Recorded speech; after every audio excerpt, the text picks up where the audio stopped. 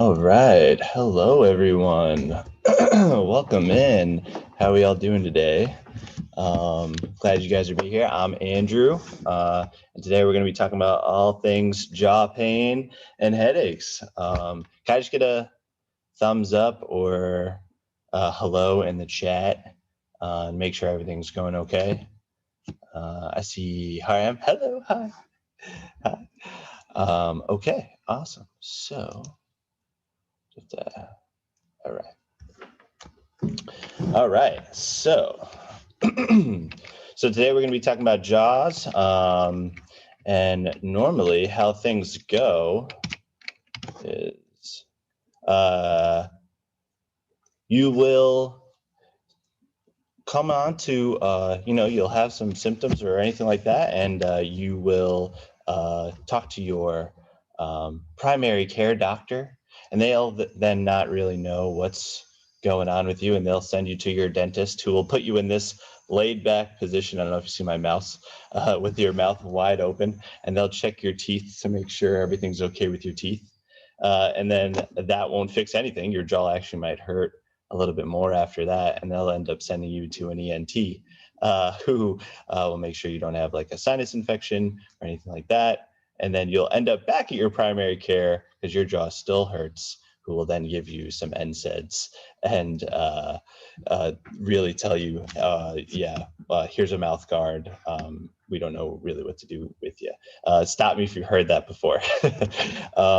Normally with jaw pain, it's like a lot of nebulous symptoms where you might get some popping, clicking, some jaw stuff, but you might actually have other weird symptoms like headaches, eye pain, other weird stuff that don't really point straight to the jaw, but definitely do have ties to what the jaw does and how it affects your daily life, eating, talking, all that stuff.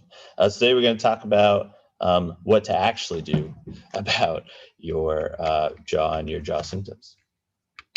Well, I forgot to mention, thank you to More Sussex Sports for allowing us to stream on there. I know, hi to the Facebook crowd if you're out there. So, yeah. So today we'll talk about the jaw basics, what TMD is, TMJ. We'll talk about some tips to help you guys out, and hopefully we'll leave here with a smile. Oh. All right. So this is your jaw. No, I'm kidding. This is actually your jaw. I had to throw in a Jaws reference there. Okay. So our jaw is a sliding hinge joint where the mandible meets your head, allowing you to open and close your mouth. So, the muscles controlling the joint allow you to move the jaw in 3 directions: forward, back, up and down, side to side. That's how we chew and talk, make sounds. When you open your mouth, the rounded upper ends of your jaw slide forward, kind of like a snake, and allows you to open your jaw fully. There is a disc that separates and cushions that joint. So it kind of makes it a little bit complicated. It's different than most other joints in the body, but pretty similar. So this is this is that picture of us looking like snakes, where normally, I don't know if you guys see my mouse, but normally the jaw sits in that little hole right there. And then when you open your mouth, the rounded upper ends slide forward, allowing us to open fully.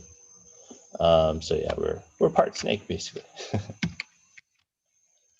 All right. So our muscles around the jaw that really concern us today are the masseter and the temporalis. So basically, both of these muscles close the jaw and guide the biting motion. I'm getting a hello. Sorry, I was checking the chat. The chat works, so if you guys type in there, I will definitely see it. Okay. Yeah, and the buccinator, not really a huge muscle, but I always think it's really funny when you see those like Texas football coaches chewing a lot of gum, and you see this thing like popping out of the side of their head. That's the buccinator. All right. All right. So that was the normal jaw. That's like the jaw basics. We have a sliding hinge joint, a couple muscles governing the motion of it. So now we're going to talk about what happens when things go awry. So TMD, or temporomandibular dysfunction, dysfunction of the jaw is aching in the muscles of mastication or chewing, sometimes with occasional brief severe pain on chewing, often associated with restricted jaw movements and clicking and popping. So that's like the general definition of what TMD is, or what happens when you have problems with your jaw. 50 to 75% of our population have signs of TMD, which is just like jaw clicks every once in a while. You have asymmetric opening, or your bite doesn't close fully, one side or the other. 20 to 25% of the population actually have symptoms. So there's issues with the, you have pain, you have a headache, yada yada. Women tend to get it more than men. And people who get it are normally in their 4th decade of life or in their youth. That doesn't mean, people of all ages can have jaw issues. So, it just doesn't mean that. Ooh, what did I just do? There you go. All right. So 3 to 4% of people choose to do something about it. So there is 95% of people that actually have jaw symptoms that don't do anything about it. They just live with it. And that is, unnecessary. You don't need to live with these jaw symptoms. They, there's definitely something you can do about it. Okay. So first, before we go any further, there are some things that could sound and look like jaw pain or jaw symptoms. So we got to check ourselves. So we're going to do a quick assessment. So there are two ways we could figure out if it's actually our jaw or if it's something else. So the first one is jaw palpation. So to find the jaw joint, sorry, I'm going to take my thing off. You find your ear hole. I don't know if you guys can see me. I can't really see myself. You find the ear hole, and then you find this little thing in front of your ear, that little flap right there. And then you just come a little bit forward and down. You should feel a little indent in your head. That's where your mandible meets your head. And then if you were to open your mouth like they do in the picture, you should feel a bone kind of poke out into you. So that's the sliding hinge. That's your jaw opening. If that hurts, don't do it a lot, but if that hurts, you may have some jaw symptoms. The pain you're feeling may be actually coming from your jaw. Just a quick assessment. Yeah, that hurts. Okay. So mine actually feel okay. But when I did have jaw symptoms, that was a killer. That lit me up. So don't do too much, but just a way to see if you actually have some stuff pinpoint to the jaw. And then the other test would be the knuckle sandwich. So you take 3 knuckles and you try and open your mouth. Can you open as wide as 3 knuckles? You don't have any problems opening your jaw, which is a cardinal sign of TMJ dysfunction. Oh, we got a chat. Let's see. All right, there you go. Wait, I disappeared. Okay. Yeah, so knuckle sandwich, and then jaw palpation. So if I gotta take this all the way off so you do both sides, open up, that hurts, that's a positive, or positive in the medical world is bad. And then open up. If you can open to the width of 3 knuckles, then you may have jaw symptoms, and these tips will most likely benefit you. If you can open up wide to 3 knuckles and your jaw palpation didn't really hurt, maybe you do explore other things, like go to the dentist, see if you have an infection, other things that may be going on. All right. How we doing so far? Everything okay? Okay. No pain, but lots of cracking. Yeah. So no pain, lots of cracking. You could have some stuff going on, but it's good because you're probably not symptomatic. Right? So pain, popping, clicking is a definition of, some TMD dysfunction there. All right. Just some careful considerations. Like I said before, if those things were negative, there are some things that could mimic jaw pain. So Sinus or ear infection, Decatur abscess teeth, which is why you'd be sent to a dentist or an ENT from your primary care, just to check those things out. And then towards the end, you're basically sitting there like, all right, those are all fine. What else do we do? There are nerve pains. You can have like some neuralgias, some like your facial nerve, your trigeminal nerve, all that can affect your jaw. And then obviously you can have some cancer.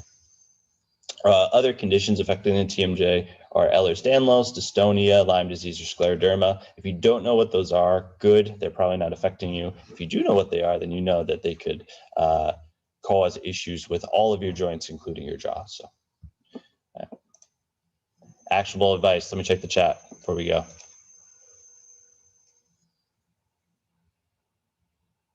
Okay, let me see. Oh, this is Matt. Hey, Matt. All right, on to the tips. Tip number one, easiest thing, get that out of the way first, is just eat softer foods. So it goes without saying, you have jaw pain, you're not going to go around biting jawbreakers, duh, right? So decreasing the amount of chewing and hard clenching in the presence of increased jaw pain could actually help. It actually help decrease the symptoms you're feeling.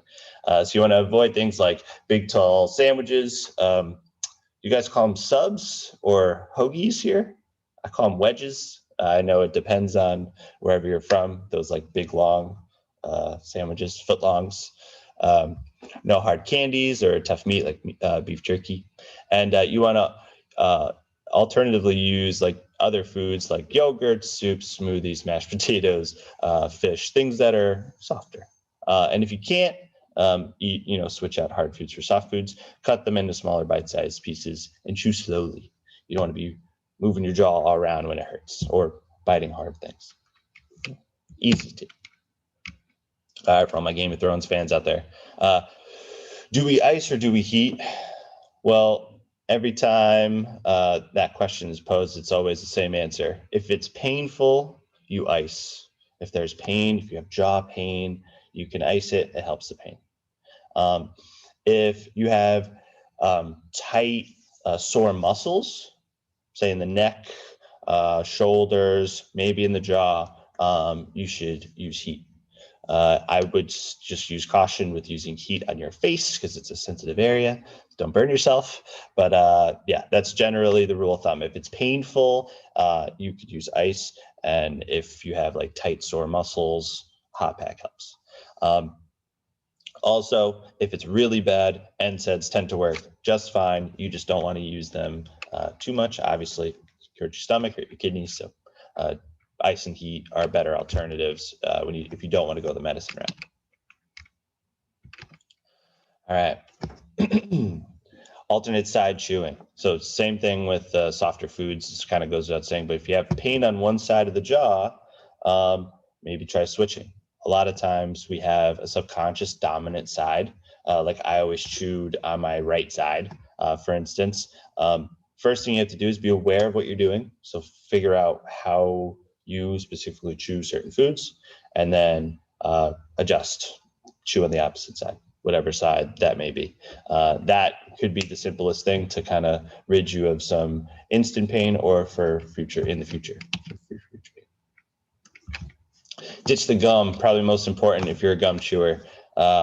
If you're a gum chewer and you have jaw pain, I would say, one, what are you doing? And then two, switch to mints.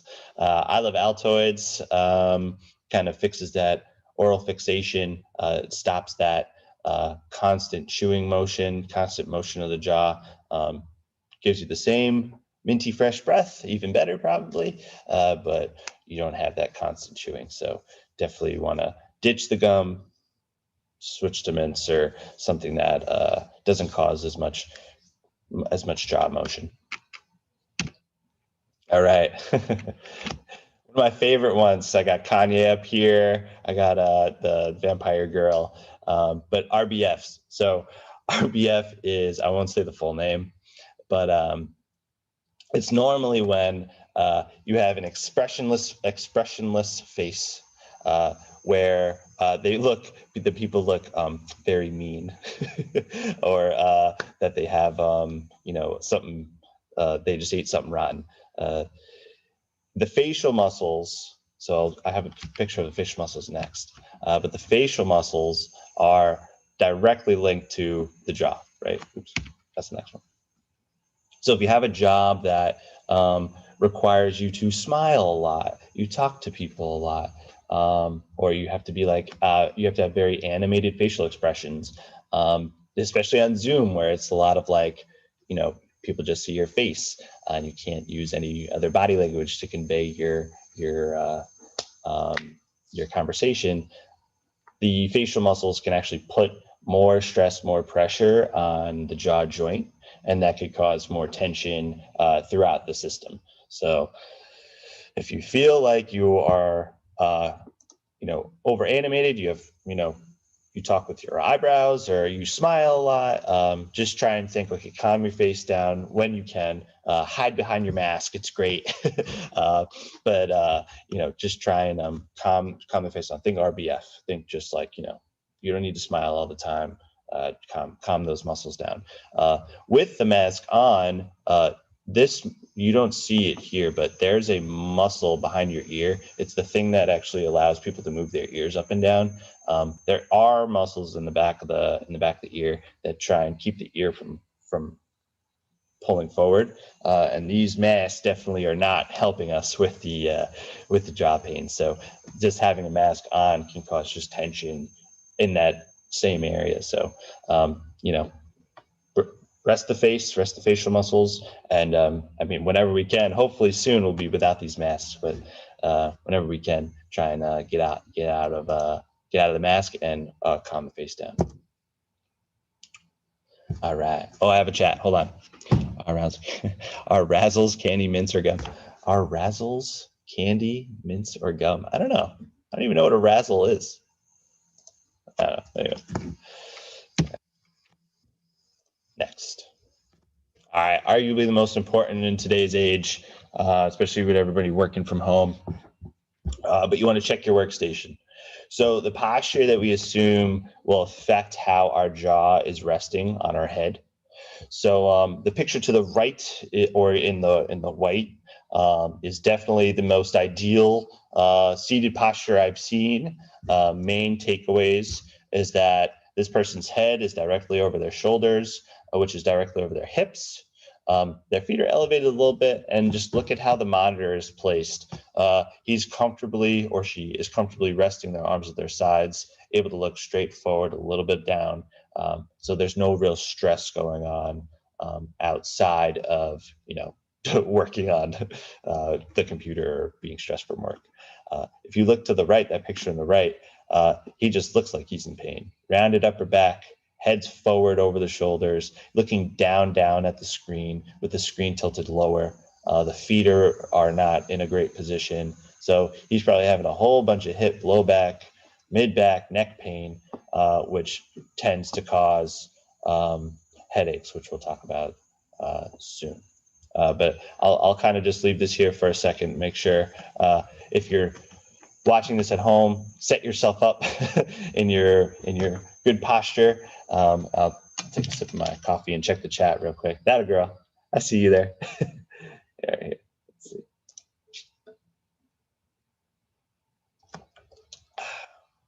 All right. All right. Tip number 7. Wait, no, actually, what's coming next? Okay, we'll talk about headaches. So if you sit like the guy in the right, the guy in the red, you may get headaches, and we'll talk about, there are different kinds of headaches, but we'll talk about one specific one called cervicogenic headaches. Cervicogenic headaches are secondary headaches, different from migraines and cluster headaches. If you have migraine or cluster headaches, you know exactly what I'm talking about. But if you haven't, secondary headaches are something that arises from something else. So you have head pain that arises from somewhere else. So in this case, it's from our neck. So when we sit in these bad postures and our neck kind of like slumps forward, we get a lot of tension in the back of our head, back of our neck. And since the neck is in a bad spot and we have stuff going on with our neck, we can end up having pain referred to our head, which are known as cervicogenic headaches. They're normally accompanied by neck stiffness. So if you have a headache and a stiff neck, this could be a cervicogenic headache, especially if you think that you sit like the guy in the red in the previous slide. Normally, it's often the upper part of our neck, so right below our skull, C2, C3, if you are well-versed in the lingo. And they're normally side locked. So if you have like pain on the right side of your neck, you'll have pain on the right side of your head. Makes sense. Some other symptoms of cervicogenic headaches are pain around the eyes. You get that like that deep eye ache, like you want to rub up here. Pain in the neck or shoulder pain. Head pain triggered by certain neck movements. So if your neck is, if you turn your head one way, you end up with, pain around that side. Could be a symptom of cervicogenic headaches. You're sensitive to light.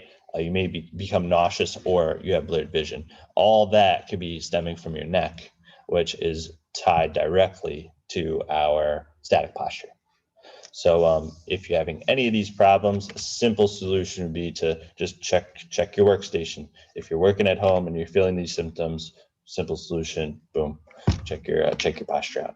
Not only will that affect your jaw, but it'll affect headaches, neck pain, all the above. So I told you it's C2, C3, the upper part of our neck here. That is the main culprit for these cervicogenic headaches. Well, here is one of the best stretches to stretch that area if it is causing you symptoms. If you're feeling like, okay, maybe I do have cervicogenic headaches, my neck is stiff right now, yeah, I have a headache. C2, C3, or the upper part of our neck, is where our suboccipitals live, and those are the top neck muscles. And this is a great way to stretch it. So if we do this together, I'll kind of take my headpiece off. I guess I'll go, no, I won't. I can do this.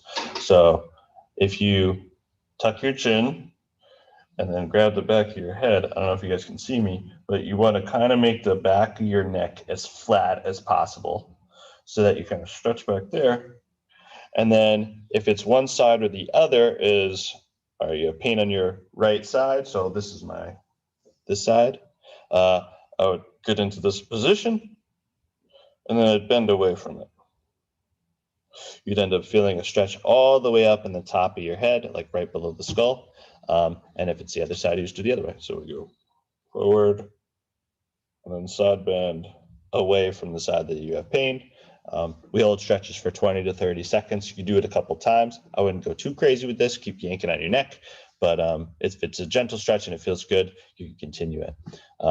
Especially if you're in this guy in the red's position where your head is cranked forward like that, all this back here is all tight and bound down. So this could be a nice stretch to kind of let that stuff breathe. That sometimes immediately dissipates headaches, or it kind of takes a little bit. If it continues and these simple tips don't help, obviously you want to seek out some professional opinions on what's going on specifically for you. Here's a chart of other distributions of cervicogenic headaches. So the top row, the top three, are the suboccipital region, the ones that we just discussed. This right X is basically where you'll see most of your pain. The SCM is a front neck muscle that'll distribute around the forehead, right near the temples. And then there's one below here, this back of the neck again, but different muscles can refer to the top of the head, to the side of the head. So a lot of referral patterns from the neck to the head and face. So if you're getting some of these symptoms, try out that simple stretch for the suboccipitals and back of the head. But if those aren't doing it, you might want to get it checked out, because it, you don't have to live with those symptoms. You could, easily get rid of them as long as you know what to do. I'll have a chat real quick. Nice. Oops, I'm going flying through. Okay, click out of it. All right. How am I doing so far, everyone? Okay. All right. Good. Thank you. All right. Tip number 7. So yes, there is a right and wrong way to rest your jaw in your mouth, your tongue and jaw in your mouth. So we could all of us do this together. I'll try and talk, but the way you have the right resting position for your tongue in your mouth is your lips are closed. The tongue is gently pressed to the roof of your mouth. I tried to draw this X there. I know it's kind of like a sloppy X, but right where that X is right there, you gently place the tongue at the roof of the mouth. Your teeth should be slightly apart, and you breathe quietly through your nose. So that's the normal resting position. I just read an article, like going through all of this, I read an article about how the tongue is actually connected to a lot of major organs and even goes all the way down to your great toe. And I thought that was fascinating. And I have a little picture from the study. So this is a dissection of a dead person. So their tongue is at the top, goes down through the lungs. The mediastinum is the covering of your heart. Then it goes down to the diaphragm, our breathing muscle, all the way down through our back muscles, middle thigh, behind the knee, all the way down to the foot. That's all one fascial plane. So those are all connected to each other, and I thought that was very interesting. So if you have a weird tongue position, that could throw off all of its connecting fascia and all the connective tissue. That just like blew my mind. So yeah, tongue position matters. And if you know anybody that breathes quietly with their tongue out, tell them no, you shouldn't do that. It messes with all your organs and even the way you walk. It's even connected to your big toe. So yeah, tongue position matters. And in that same vein, breathing, there is a right and wrong way. Well, I guess there are correct ways to breathe. Breathing is super important. We breathe about 20,000 times a day. So I'd say that's pretty important. Anything you do 20,000 times a day seems pretty important. And it's a simple way to manage stress. Just 4-7-8 breathing can definitely decrease stress. So they looked at studies that showed, okay, that they sought out, okay, stress affects our breathing, right? Everybody knows that. You get stressed or you go for a run, it affects your breathing rate, affects how deeply we breathe. Can breathing affect our stress levels? And they actually found, yes, actually it can. Now, there are two ways that we breathe primarily. One is with our chest, and the other is with our diaphragm. So our chest breathing is when we're stressed. You go for a run, you're running away from a tiger, you're going to have a lot of chest expansion, right? Your diaphragm will breathe, blood pressure will go up. There's a lot of things that happen when we chest breathe. That involves running away from danger, right? Fight or flight mode. Our quiet breathing should be with our diaphragm. And it was depicted before in a weird, gross way. There was a dead guy.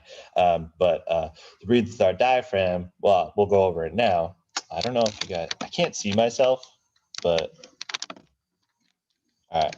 Can you see me? Okay. Can you see like this half of me? Yeah, you okay? Okay. All right. So to go over diaphragm breathing, I hope you can see me. You'll place one hand on your chest and then one hand on your belly. All right. And when you breathe, I just want you to notice what hand is moving most. Now, if you said chest, okay, we got to talk. But if you said your belly's moving more, that's good, because you guys all should be sitting quietly at your computer, probably half asleep right now. I know it's early on a Saturday morning. Listen to me talk about the jaw, but you should probably be breathing with your diaphragm. So the way we practice is you breathe in, your belly should expand, right? So when you inhale, your belly should expand. And then when you breathe out, the belly goes in. The chest should barely move, if at all. Practicing this makes perfect, right? So when you're quiet, we're breathing normal, we're relaxed at home, you should be strictly breathing with your diaphragm. If you're outside running and doing things and you're running away or you're trying to get across the street, chest breathing is completely fine. but you don't want to be chest breathing when you're sitting quietly at home, and you don't want to be using your diaphragm quiet breathing when you have to run away from danger, right? There's a wrong and right way, depending on the situation. And now we know how to diaphragm breathe. We can implement 4-7-8 breathing, which is basically you inhale for 4 seconds, you hold for 7, and then you exhale for 8. So there's apps about this. There's a whole website dedicated to this type of breathing, and it's all in the pursuit to reduce stress. And it's not you don't have to do it like the 4, the 7, the 8 isn't like magic numbers. It's about the ratio. So if you cut it in half, it would be 2, 3.5, and 4. That works just as well. When we do this, we want to use quiet breathing. So you're using your diaphragm, and only for about 4 or 5 bouts, like 4 or 5 rounds, not any more or any less. You'd just be good with 4 or 5 rounds of it. Let me check the chat just to make sure I'm not missing anything. That's right. Thank you, Matthew. Matt's a clown. Okay. All right. Bonus tip. Bonus tip. So if you have jaw pain or headaches in the morning, that's really weird. Like you didn't do anything, you didn't eat anything, you didn't, there's nothing really that you could have done unless you're like sleepwalking in your sleep. Why would you have jaw pain or a headache in the morning when you just wake up? Well, one reason would be if you're not breathing well at night. So a little personal story. My fiance one morning told me, "Hey, were you having a bad dream, or were you dreaming about eating something last night?" And I was like, "No, I don't really remember. Why? That's really weird." And then she pulls out her phone and shows me a video of me sleeping. And 1, that was creepy, but 2, okay, I guess she's allowed. She was sleeping next to me. And she showed me a video of me doing this in my sleep. So totally knocked out, and I'm doing this. Like that loud. And I was baffled. 1, I was like, how did I not chew my tongue off? And 2, what the heck, why am I doing this? No, I wasn't having a dream about sleeping. And I realized why is because at the end of that video, you can hear me stop breathing. And I did some further research, and I found this is extremely common in people who have trouble getting air as they breathe. And then that was my way of trying to gasp for air. So when you're asleep, you're paralyzed. So you can't, like a lot of motor functions don't work. So that was my way of trying to get air. I since have gotten these things to my bottom right, these Breathe Right strips. They go on top of my nose and they open them up, and I breathe beautifully. But some people need a little bit more oomph, a little bit more forced induction, if you will. So the woman sleeping in the picture below, that's a CPAP machine. No harm in that. CPAPs are great as long as you keep them clean.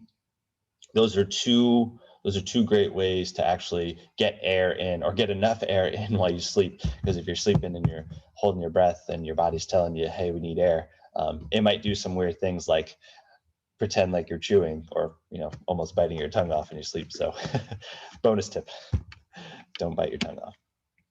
All right, coming down to an end. We doing okay? All right, good. Okay, so number 9, give your jaw a break. This is a nice one. So if we look back at those jaw muscles in the beginning, when we talked about what the anatomy of the jaw, a lot of those muscles are made to close your jaw, right? To keep your mouth shut, to keep your jaw on your head. And they will always work because normally we're standing if we're not laying down or sitting, and gravity will pull it down. And if we think back to evolution, the second if our jaw ever came off of our head, we would be done for. So we have this innate want to keep our jaw on our head, especially in stress situations. So an easy way to counteract that because we don't have much things that are going to rip our jaw off anymore in the woods. So we would like to relax those muscles that shove our jaw into our cranium, and which is the temporalis, right where this lady's being massaged, right up top. So I'll do this thing. So it's your temples, and then you can work your way up to the sides of the top of your head. Those are all great areas to rub through. They actually feel amazing. And then the masseter, so the jaw muscles right here. So basically your chewing muscles. That should all feel good. There should be no pain with that. It's just an easy way to, one, decrease the tone of the jaw muscles if you're feeling, like you're tense, you're stressed, you're having a lot of jaw pain, you may have ringing in the ears, yada, yada. Just a nice little jaw rub to kind of calm those muscles down so that you don't have this increased stress and pressure on the jaw joint. Let me check the chat one more time.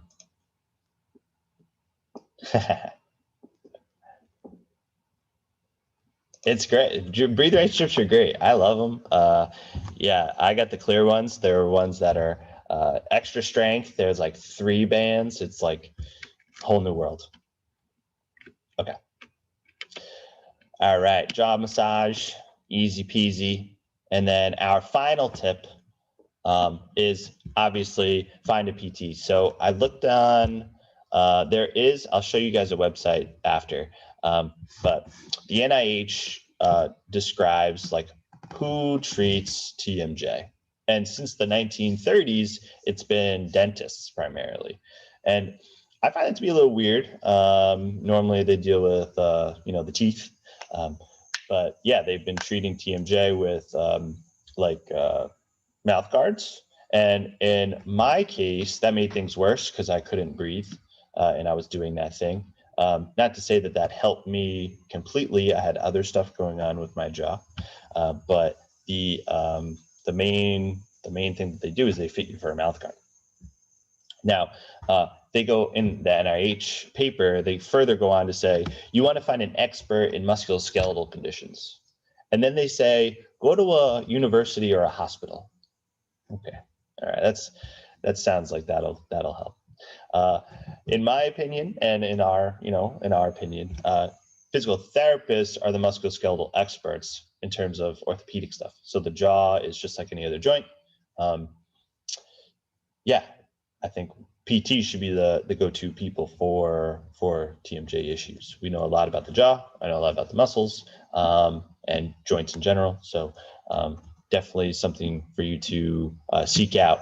The TMJ is unique. There's no other joint like it. Well, there's 2 of them, but besides the 2, there's no other joint like it.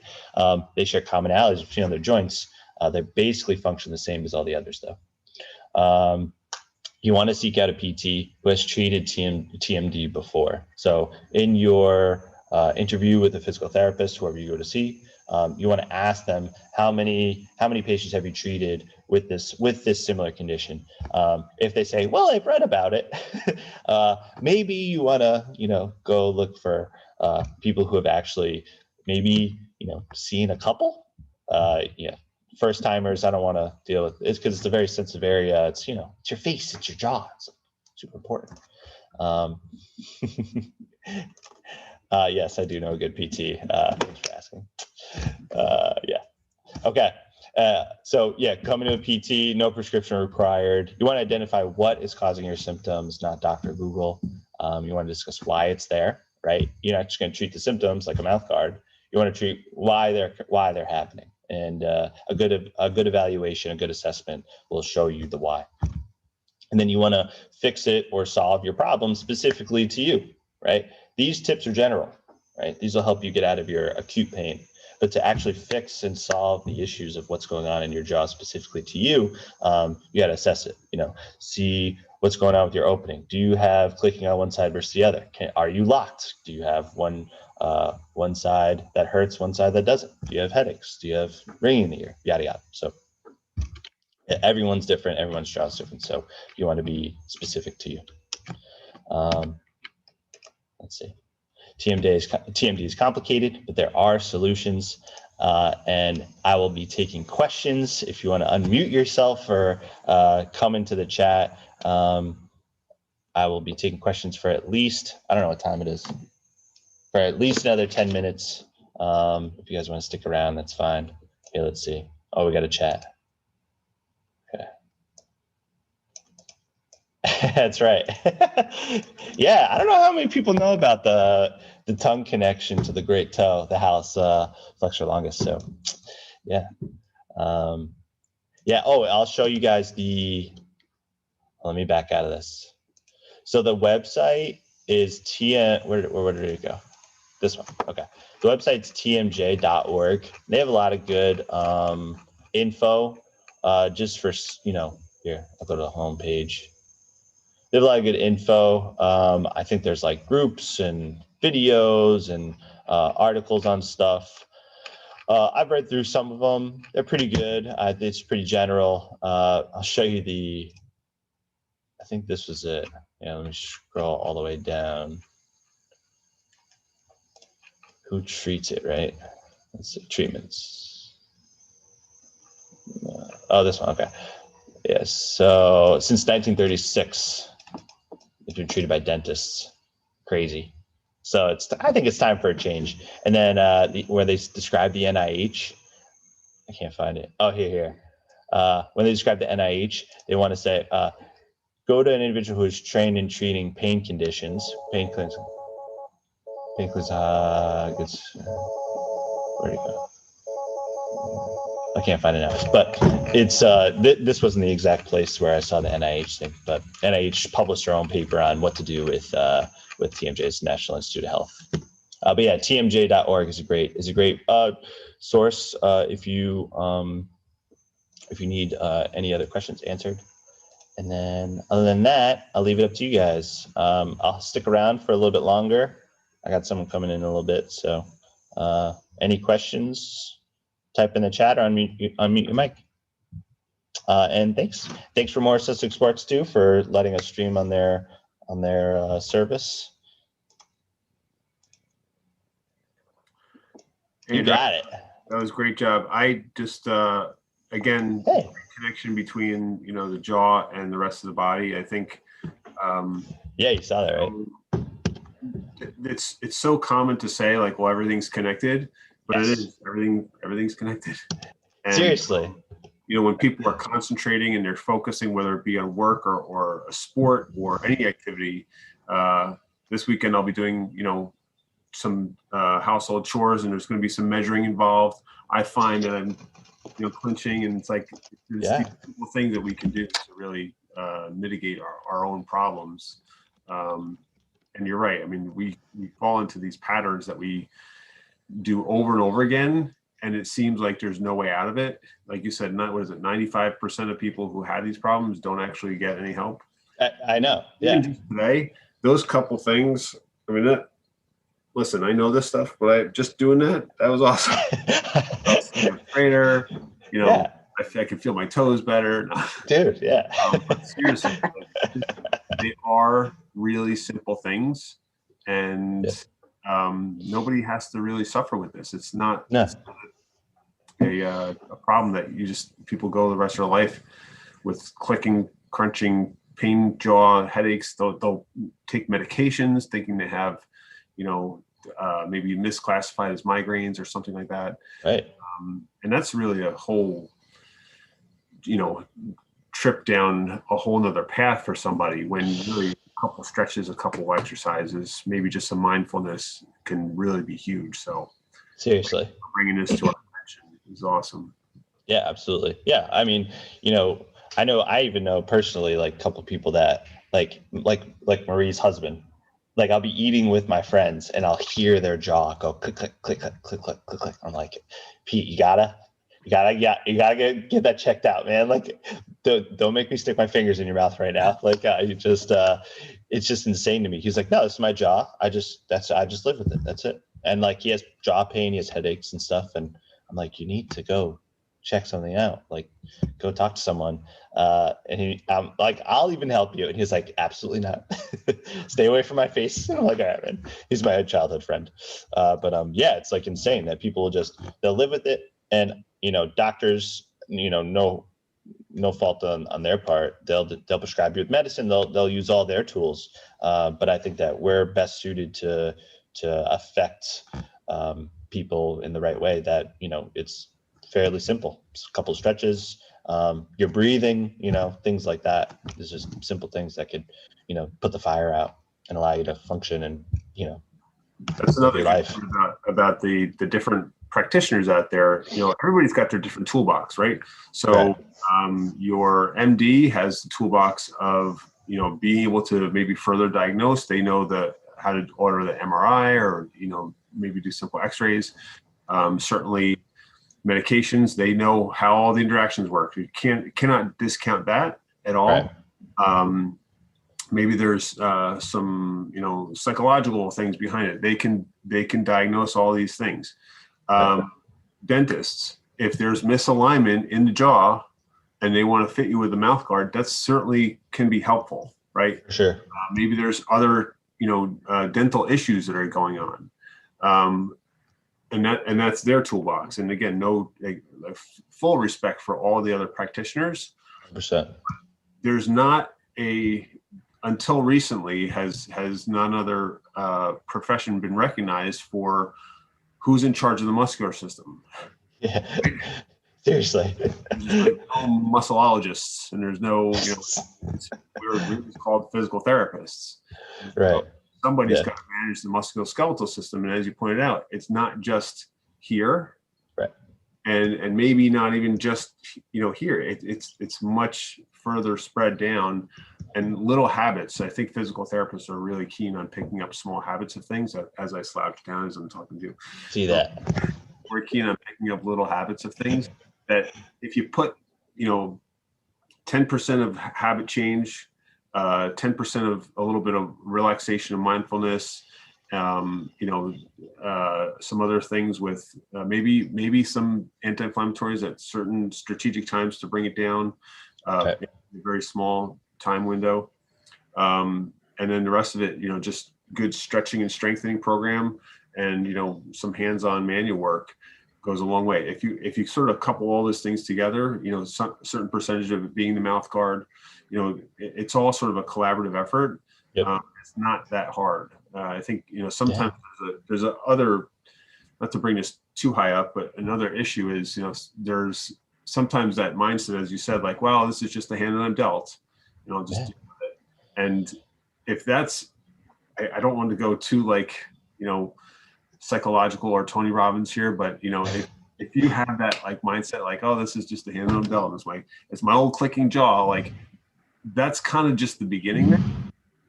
Yeah. Because there's gonna be something else. Well, that's just the hand that I'm dealt. And then it's gonna be well, you kind of, there's this mindset of well, that's just the way it goes. And it's okay to sort of have this hey, I'll roll with the punches sort of thing. But if you're noticing these little collapses of things along the way, at some point you got to say, you know what? I have power over what I can do for myself. I have to be an advocate for my own health. That's and right. make things progressively better. It's just like anything that's valuable, you have to maintain it. You can't just say, well, I guess that's supposed to go when I'm 40, there it goes. It doesn't really work that way. You have to kind of manage the little cracks in the system, over time. And that's when things end up being, people are living well into their 80s, 90s and beyond, because they've sort of managed the little things along the way. Yeah, absolutely. There's something called a damage repair model. So it's just like how you would take care of your car. Any mechanical, operating system, just like a car or a human. If you don't get your car's oil changed and change the tires and get alignment and keep the upkeep up, your car will not live as long as you'd hope it to be, right? So same thing with here. If you don't fix the little things as you go, or don't keep managing your health, it'll deteriorate and you won't have it. It'll go away. Just like how a car will Yeah. crap the bed if you don't keep up with your oil changes. And it's common sense for everything else. Everybody else gets that. Right. Your only possession that you're walking around with all the time that you will always have, Yeah.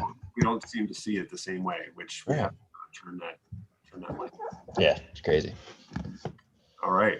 Well, yeah. Well, thanks, Matt. Thanks for jumping on. Okay. For coming in. Yeah, I'll leave this here, I guess, for another couple minutes. Yep. Um, If anybody on Mars Sussex Sports or our Facebook Live page is watching, or anybody here in the Zoom section, if you haven't gotten these tips, we've got got more information for you. Just go to smilebetterwithpt.com. That's smilebetter.com, and you can get the tip sheets, and you can get the at some point we'll probably maybe even have the replay of this up there so you can hear it again, because that was great information. And just like any information, is sometimes you get a better understanding of it the second time around. So absolutely. Yeah, I think you can see that. Mhm. I don't know if you see the chat. There you go. Leave that there. Yep, it's right in the chat. You guys can copy. All right. All right, awesome. Good stuff. I don't know if anybody else is on the Zoom right now. No, but Okay. unless anybody has any questions, we'll give it 5, 4. All right. Have a great weekend, and practice those stretches, the self-massages and stretches. That's your homework for the weekend. Let us know by Monday if doing those for 2 days makes you feel better. Ooh, yeah, I like that. All right. Thank you. Thank you. All right. All right, I'll close that. All right, Matt. Talk to you later. See you, bud.